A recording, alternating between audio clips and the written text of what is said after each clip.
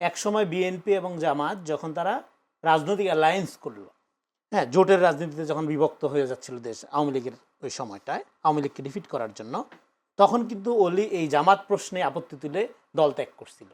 আওয়ামীপন্থী যে বুদ্ধিজীবীরা ছিল, যারা দিন রাত 12.5-15 বছর মুক্তিযুদ্ধের কথা বলতে বলতে মুখে ফেনা তুলে ফেলেছেন, সেই বুদ্ধিজীবীরা কোথায়?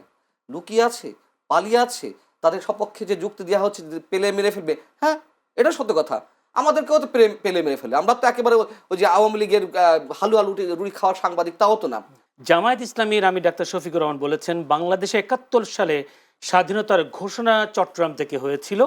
আপনাদেরই এক গর্বিত সন্তান সবার আগে চিৎকার দিয়ে বলেছিলেন উই রিভোল্ট। তিনি হচ্ছেন এলডিপির সম্মানিত সভাপতি ডক্টর কর্নেল অলি আহমদ বীর বিক্রম। আমরা তো জানি আসলে স্বাধীনতার ঘোষক হলেন শহীদ প্রেসিডেন্ট জিয়াউর রহমান। শফিকুর রহমান কি বলতে চেয়েছেন কর্নেল অলি স্বাধীনতার ঘোষক? এটা নিয়ে কেন আলাপ করব? হাসিনার বানানো 71 ইতিহাসই আমরা খাইনি। হ্যাঁ, কারণ জামাতের আমিরের 71 ইতিহাস বর্ণনা আমাদেরকে এটা নিয়ে আলাপ করতে হবে? নো, কেন আলাপ করবো না এটা নিয়ে ব্যাখ্যা করি। জি, এগুলো বিজেপি এটা করতেছে পাশের দেশে।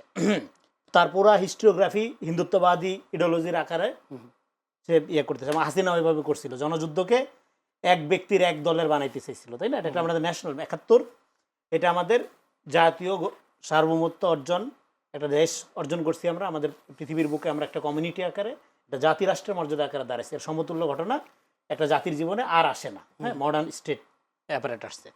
তো এটার তাৎপর্যটা আলাদা।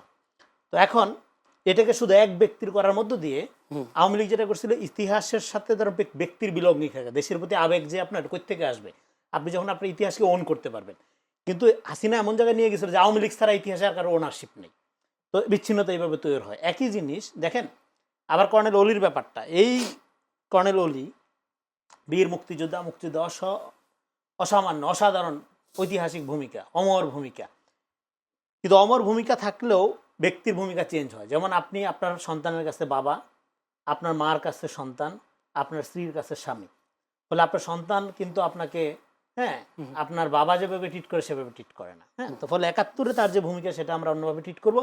এর পরবর্তী ওনার যে ভূমিকা, সেখানে দেখেন একসময় বিএনপি এবং জামাত যখন তারা রাজনৈতিক অ্যালায়েন্স করলো, হ্যাঁ, জোটের রাজনীতিতে যখন বিভক্ত হয়ে যাচ্ছিল দেশ আওয়ামী লীগের ওই সময়টায়, আওয়ামী লীগকে ডিফিট করার জন্য, তখন কিন্তু ওলি এই জামাত প্রশ্নে আপত্তি তুলে দল ত্যাগ করছিল। আজকে জামাতের তিনি একটা ত্রাণকর্তা হয়ে গেছে। এর আগে কিন্তু জামাত হলো জাতির পিতা খুঁজে, এর আগে মেজর ডালিমকে খুঁজছিল, এখন ওলিকে বানাচ্ছে। হ্যাঁ, তো এই যে জাতির পিতা খোঁজার সিনড্রোম, এটা আওয়ামী সিনড্রোম। তো ফলে এই ধরনের জিনিসকে এঙ্গেজ করলে আওয়ামী লীগের জামাত এপিটুপিট বলতে অবশ্যই এটা অল্টার ইগো, একটা অল্টার ইগো। এই যে পান্না ভাই আলাপ করলো, হ্যাঁ, এই যে দেখেন একেবারে আওয়ামী লীগের যা, উনি তো বলছেন যে বিএনপি জামাতকে মহিরীয় করে তুলেছে। নো, আওয়ামী লীগ করছে এটা। হ্যাঁ, একদম আওয়ামী লীগ এটা প্রপারলি ডিল না করে, হ্যাঁ, একদম এই যে অ্যাগ্রেসিভ, যখন আপনি অ্যাগ্রেসিভ হবেন, আগ্রাসন চালাবেন, এবং এই ধরনের ক্যাডার ভিত্তিক ইডিওসেন্ট্রিক রাজনীতি অলওয়েজ রুটেড হয়ে যাবে। জামাত যেটা হয়েছে, তার মানে কি আওয়ামী লীগ করেছে মহিরু? Definitely Awami League properly deal করে না। আওয়ামী লীগের সাথে তো জোট ছিল না, জোটের জন্য প্রপারলি ডিল করেনি, কিন্তু আবার প্রপারলি ডিল তো বিএনপিও করেছে, জামাতের সঙ্গে অ্যালায়েন্স করে সরকার গঠন করেছে। ওই অ্যালায়েন্সটা ওই সময়ের প্রেক্ষাপটে জামাত আওয়ামী লীগের সাথে যাচ্ছে, বিএনপির সাথে যাচ্ছে, এরশাদের সাথে যাচ্ছে। আওয়ামী লীগ জামাতকে ব্যবহার করেছে, যুগপৎ আন্দোলন করেছে 96-এর আগে এই পর্যন্তই। বিএনপি কি করছে? বিএনপি জামাতের রাজনীতি নিয়েছে, বিএনপি জামাতকে সরকারই নিয়েছে। আরে বাবা, জামাত তো বিএনপিকে আওয়ামী লীগকে ক্ষমতায় আনছে 96 সালে আন্দোলন করে, আর ও তো ক্ষমতার পার্টে নিছে। দুচ্ছেতে আকাশ পাতাল ক্ষমতা নিয়ে আসছে কে বলছে? তারা যুগপৎ আন্দোলন করেছে, কেয়ারটেকার গভর্নমেন্ট, ওইটার ফসলিতে আওয়ামী লীগ ক্ষমতায় আসছে, সেটা আপনি বলতে পারেন। তাহলে ওটা আরো ডেঞ্জারাস। কিন্তু মন্ত্রিসভায় তো নাইনি, আরো ডেঞ্জারাস। পুরো ক্ষমতায় নিয়ে নিছে আওয়ামী লীগ। 96-তে আওয়ামী লীগ ক্ষমতায় আসার কথা না। সো আপনি এই যে ধরেন আরেকটা হলো কি, এই যে ধরেন এই যে বাইনারি আকারে দেখা, হ্যাঁ, জামাত বনাম এখন বিএনপি, আগে ছিল আওয়ামী লীগ বনাম বিএনপি, এখন যেটা হচ্ছে, হ্যাঁ, আওয়ামী লীগ এবং আপনার জামাত একটা আরেকটার অল্টার ইগো। আমি বলি সতীনের সক্ষতা।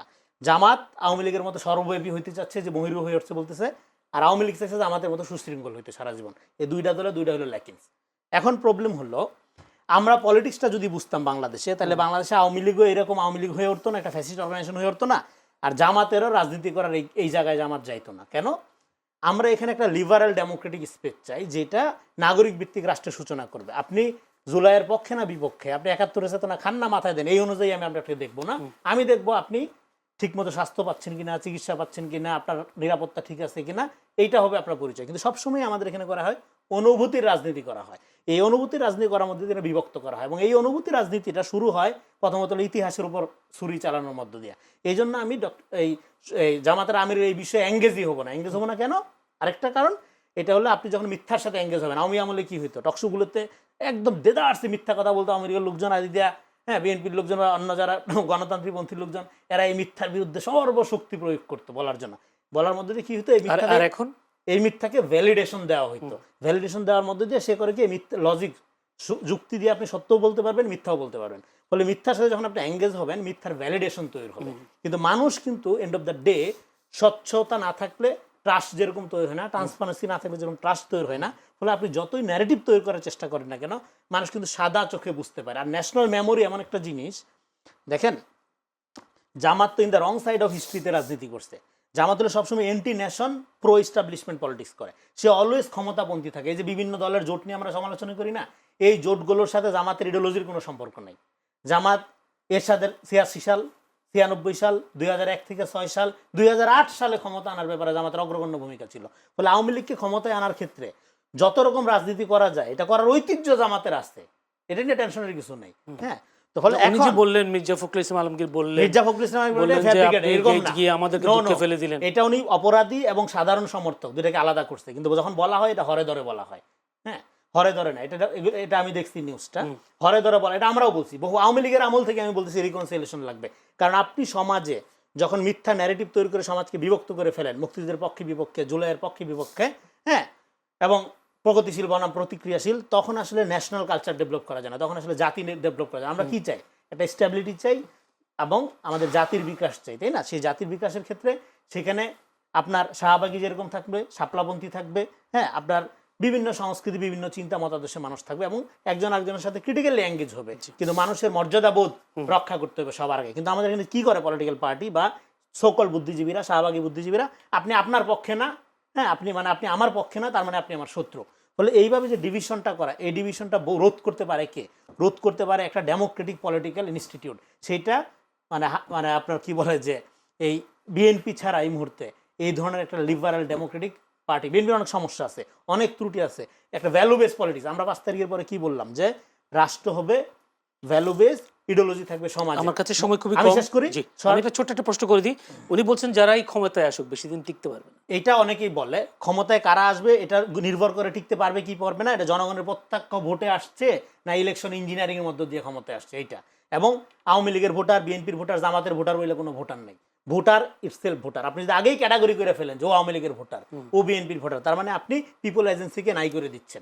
ফলে ভোটারকে ক্যাটাগরাইজ করা যাবে। বাস্তবতা, এটা বাস্তবতা। ডেফিনেটলি বাংলাদেশ তো দুই ভাগে বিভক্ত। নো, বাংলাদেশ বহু ভাগে বিভক্ত। বহু ভাগে বিভক্ত, মেজরলি মেজর শেষ করি। ধরেন আপনি, এটা ডেমোক্রেটিক বিউটি কি জানেন? ডেমোক্রেটিক বিউটি হলো আপনি আওয়ামী লীগ করলেও, আপনি বিএনপি করলেও, জামাত করলেও, ভোটের আগ পর্যন্ত আমি আপনাকে আওয়ামী লীগ ভোটার, বিএনপির ভোটার, জামাত ভোটার আগে আইডেন্টিফাই করবো না।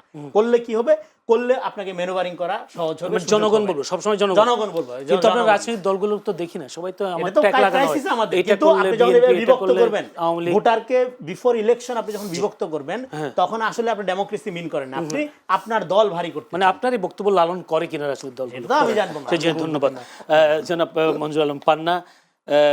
যদি ভাই বলি, উনি একটা অভিযোগ করে শাহবাগের বুদ্ধিজীবীরা বারবার এই ধরনের কিছু কিছু জিনিস উত্তোলন করে যেগুলোর কারণে ডিভাইডেশনের বিষয়টা আসে। আপনি যদি শাহবাগ শব্দটা আসবে কেন? শাহবাগে বুদ্ধিজীবী বলতে আমি কিছু বুঝিনি। শাহবাগে বুদ্ধিজীবী, এখন শাপলা চত্বরের বুদ্ধিজীবী, শাহবাগে বুদ্ধিজীবী, তাহলে বুদ্ধিজীবী আসলে কারা?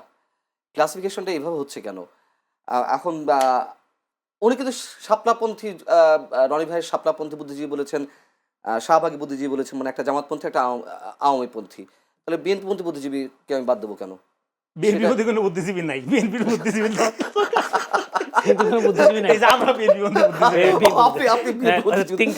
ঠিক আছে, আত্মশিক্ষিত বিএনপি পন্থী বুদ্ধিজীবী না, এটা একটু ক্লারিফিকেশন। বিএনপি পন্থী বুদ্ধিজীবী, কারণ বিএনপি কোনো ইডিওসেন্ট্রিক দল না। আপনি বাংলাদেশপন্থী হবেন, যে বাংলাদেশপন্থী দল, এই কথাটা ভালো লাগে। বিএনপির কোনো কবি সাহিত্যিক বুদ্ধিজীবী দরকার নেই। বিএনপি এরকম দল না, এটা তো আমি জনগণের দল। রনি ভাইকে একটু খোঁচা দিয়ে কথা বললাম, এটা তো বাস্তবতা। দেখুন, আমি শাহবাগী বুদ্ধিজীবী বলি না, ওই শব্দটা অনেকে গালাগালি পর্যায়ে নিয়ে গেছে বা ওইভাবে ইউজ করতেছে এখন, আগে ছিল না, সাম্প্রতিক সময়টি হয়েছে। আমিও তো শাহবাগী গেছি, আমি তো গণজাগরণ মঞ্চে গেছি, আমি তো যুদ্ধাপরাধীর বিচার চেয়েছি, আমি তো এই আপনি কি ফাঁসি চাইছেন না বিচার চাইছেন? বিচার চেয়েছি রাইট। আমি। এবং এই যে যে জুলাই আন্দোলন, এই জুলাই আন্দোলনের পক্ষে আমি ছিলাম না, বাট আওয়ামী লীগ সরকারের বিদায় হোক সেটি আমি চেয়েছি।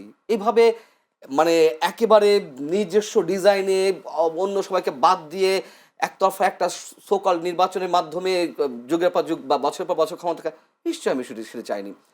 সো সাবেকে বলাতে আমি তুমুল আপত্তি জানাই। এখন বিষয় হচ্ছে যে হ্যাঁ ঠিকই তো, সেই বুদ্ধিজীবীরা কোথায়? আওয়ামীপন্থী যে বুদ্ধিজীবীরা ছিল, যারা দিন রাত 12.5-15 বছর মুক্তিযুদ্ধের কথা বলতে বলতে মুখে ফেনা তুলে ফেলেছেন, সেই বুদ্ধিজীবীরা কোথায়? লুকিয়ে আছে, পালিয়ে আছে, তাদের সপক্ষে যে যুক্তি দেওয়া হচ্ছে যে পেলে মেরে ফেলবে, হ্যাঁ এটা সত্য কথা।